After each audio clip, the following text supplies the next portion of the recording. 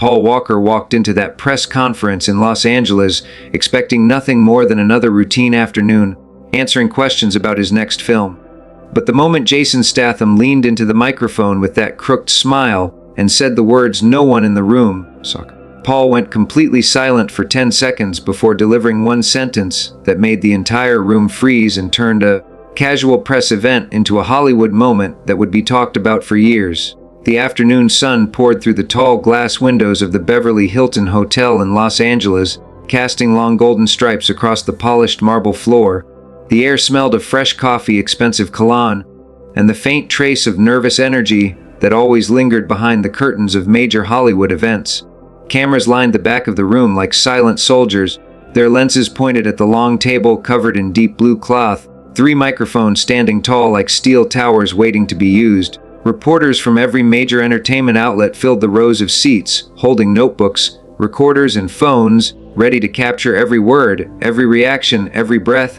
It was meant to be a simple afternoon, a routine promotional event for the next chapter of an action franchise that had taken Hollywood by storm. Paul Walker arrived 20 minutes early, dressed in a fitted navy blazer over a plain white shirt, his sleeves rolled up just above the wrists. The casual confidence of a man who had nothing to prove and everything to give.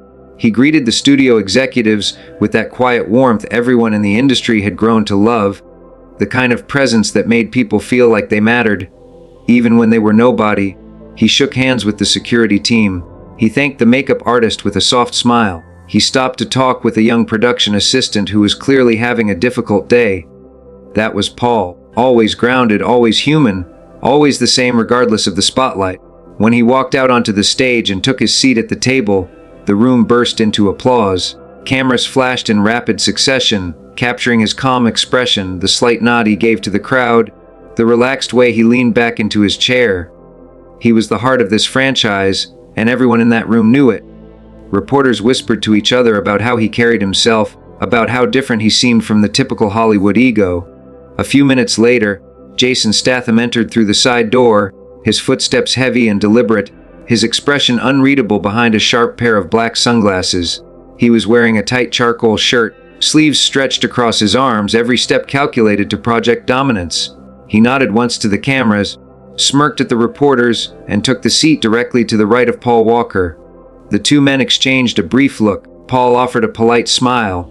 Jason did not return it. Instead, he gave a short, dismissive glance, the kind that said more than 1,000 words ever could. Several reporters in the front row noticed it immediately and began typing furiously into their devices.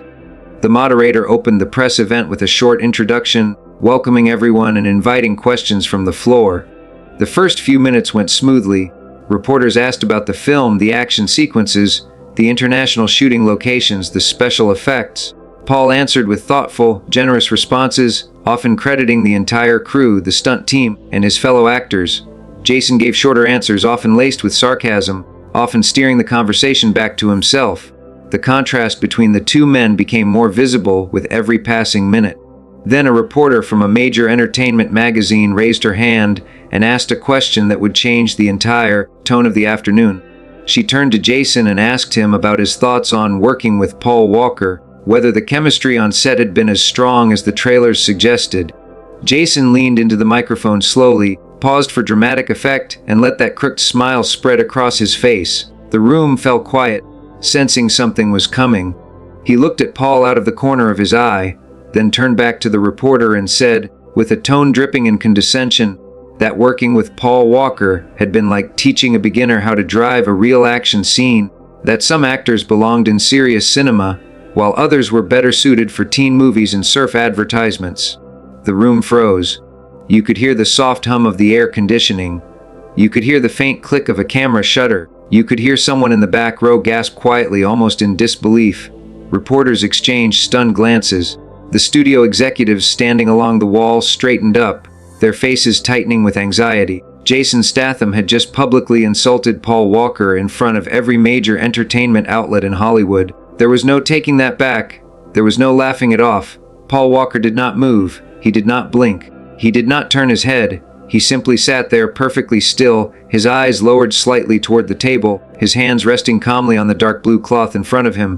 1 second passed, then 2, then 5. The silence stretched on, growing heavier with every passing breath. Reporters leaned forward, waiting, expecting an outburst, expecting a defensive comeback, expecting the kind of fiery exchange that fills tabloid headlines for months. But Paul gave them nothing. He just sat there, breathing slowly, calmly, like a man who had already decided exactly what he was going to do. 10 full seconds of silence, 10 seconds that felt like 10 minutes. The cameras kept rolling, capturing every micro-expression on his face.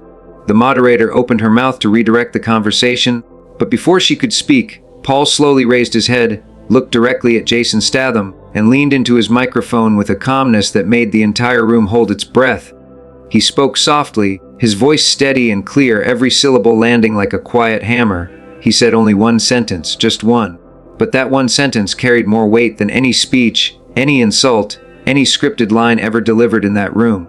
He said that real men do not need to tear others down to feel tall, and the only thing more dangerous than a man who underestimates kindness is the moment he finally meets the person who turns it into strength. The room exploded, not with applause, not at first. It exploded with stunned silence, the kind of silence that only happens when truth lands so cleanly that no one knows how to respond to it. Reporters froze with their pens hovering above their notebooks. Studio executives looked at each other with wide eyes. Even Jason Statham, the man who had walked into that room oozing arrogance, sat back slightly in his chair, his crooked smile gone, replaced by something that looked almost like regret. Every single person in that room understood they had just witnessed something rare, something that could not be staged or rehearsed. They had witnessed grace under fire. They had witnessed Paul Walker. Then, slowly, the applause began.